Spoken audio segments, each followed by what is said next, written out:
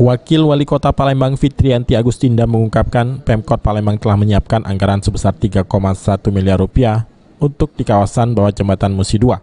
Peninjauan langsung ke lokasi dilakukan oleh Wakil Wali Kota Palembang di Kelurahan Karangkejaya, Kecamatan Gandus, didampingi oleh Dinas PUPR. Fitri melihat langsung rancangan taman yang akan dibangun di area bawah jembatan Musi 2 Palembang ini. Selain di bawah jembatan Musi 2, taman juga akan dibangun di kawasan Jalan Tanjung Siapi-api. Kita hari ini, Bu? Ya, hari ini saya hadir di kawasan Gandus, tepatnya di bawah jembatan Musi 2. Ini ada rencana besar yang akan kita buat di sini, yaitu merubah kawasan ini.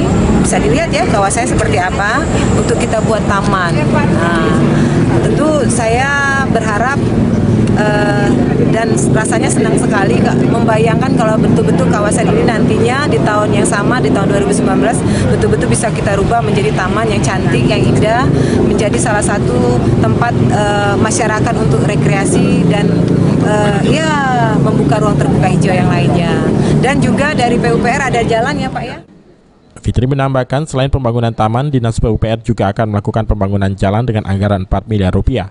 Mengingat aktivitas pasar kalangan yang berada di bawah jembatan Musi 2, Pemkot akan merelokasi ke tempat lain yang lebih baik dan berada tidak jauh dari tempat sebelumnya. Supaya segala sesuatu pengerjaannya bisa selesai tepat waktu dan sesuai dengan harapan.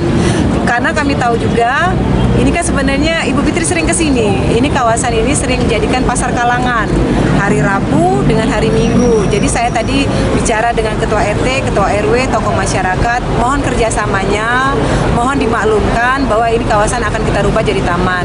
Untuk nanti kawan-kawan yang berjualan pasar, nanti kita carikan tempat supaya mereka di hari Rabu dan hari Minggu tetap bisa berjualan tapi tidak merusak kawasan yang sudah kita.